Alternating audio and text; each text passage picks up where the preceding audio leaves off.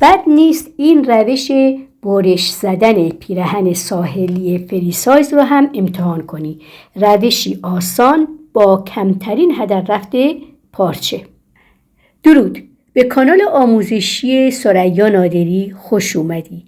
اگه این آموزش براتون کاربردی بود، اونو لایک و نظرتون رو کامنت کنید. برای دریافت آموزش‌های مفید و کاربردی بیشتر هم کانال را سابسکرایب و زنگوله کنار اون رو هم انتخاب کنید تا برای آموزش‌های جدید پیغام دریافت کنید. پارچه مورد نیاز برای سایز تا 42 2.5 متر پارچه با عرض 110 و برای سایز 42 و 42 به بالا 3 متر پارچه با عرض 150 لازم داریم. 2 مربعی را که از پارچه آماده کرده ایم رو روی هم منطبق می کنیم و از قطر این مربع ها رو تا می زنیم. از گوشه 4 لای پارچه به اندازه‌ای که برای 1/2 حلقه گردن پشت و سرشانه لازم پایین میایم و خطی با استفاده از گونیا رسم میکنیم.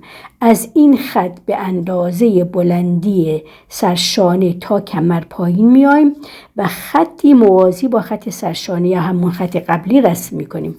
حالا اندازه حلقه گردن پشت را جدا کرده و حلقه را به عمق 3 سانتی متر رسم میکنیم. سرشانه پشت را هم با شیب 3 سانتی متر رسم میکنیم.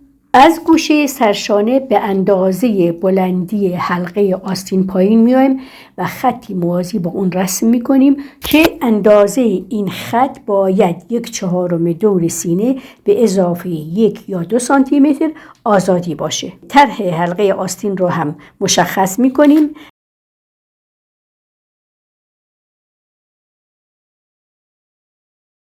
و 2 سانتی متر برای اینکه کمر کمی گوتر باشه در کمر پنس میگیریم و برای رسم هلال دامن در قسمت کمر به این روشی که میبینید عمل میکنیم، چون میخوایم کمر حالت هلالی داشته باشه تا یک دامن نیم کلوش داشته باشیم. خط جدید کمر دامن را که رسم کردیم، این خط رو معیار در نظر میگیریم برای قد دامن. اندازه قد دامن را به این شکلی که میبینید مشخص میکنیم و این اندازه را در نقاط مختلف با استفاده از خط کمر مشخص میکنیم تا هلال پای دامن به دست بیاد.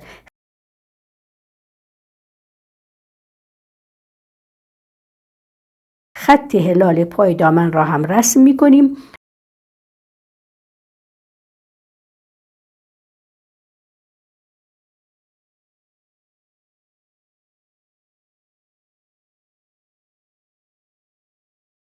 کلیه محلهایی که باید قیچی شوند را برش میزنیم تا بالا تنه و دامن از هم جدا بشن.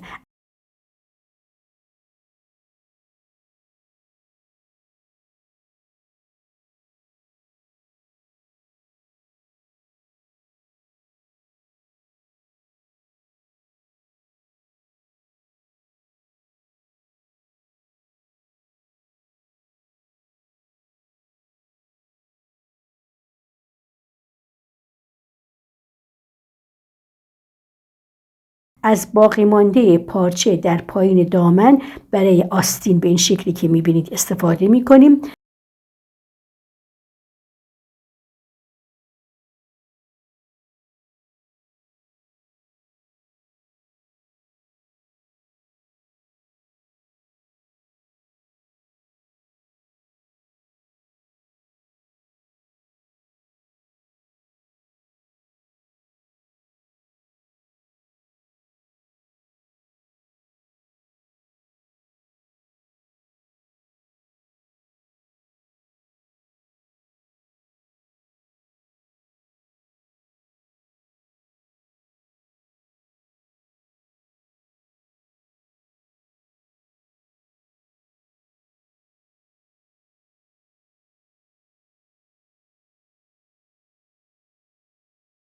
حلقه گردن جلو را هم طراحی و اونو برش میزنیم. حلقه آستین بالا تنه جلو را 1 سانت گوتر میکنیم.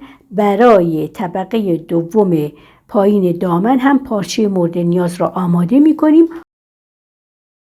حالا باید کار دوخت رو انجام بدیم.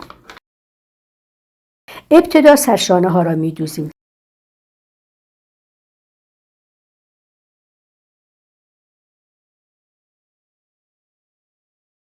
سپس دور حلقه گردن جلو و پشت رو نوار اوریب میگیریم.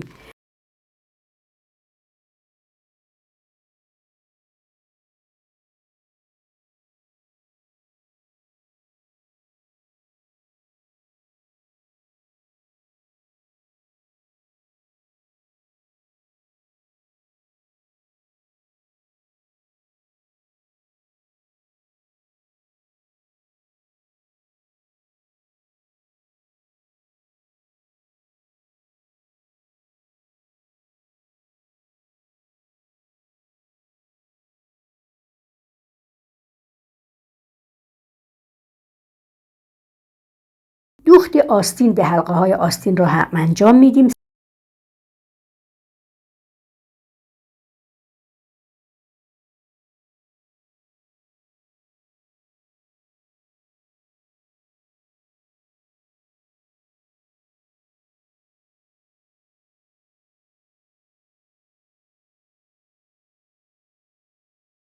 سپس خط پهلوها و خط آستین ها را هم میدوزیم.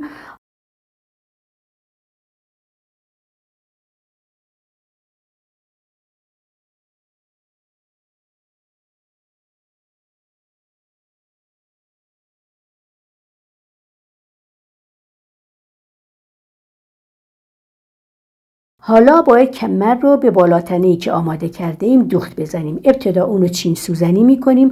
با دوخت درشت چرخ و نخ ماسوره رو میکشیم تا اندازه کمر دامن و اندازه بالاتنه هم اندازه بشن. البته این مدل بالاتنه‌ای که الان ما داریم روش کار انجام میدیم چون پنس نداره مدل فری سایزیه و آزاده، به راحتی میتونیم اینو بپوشیم.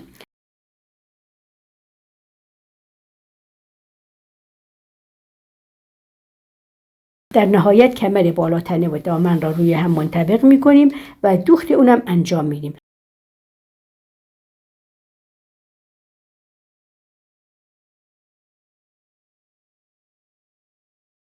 در آخر طبقه دوم دامن را به پای دامن کلوش چین میدیم و کار تمیزدوزی رو هم بعد از اون انجام میدیم.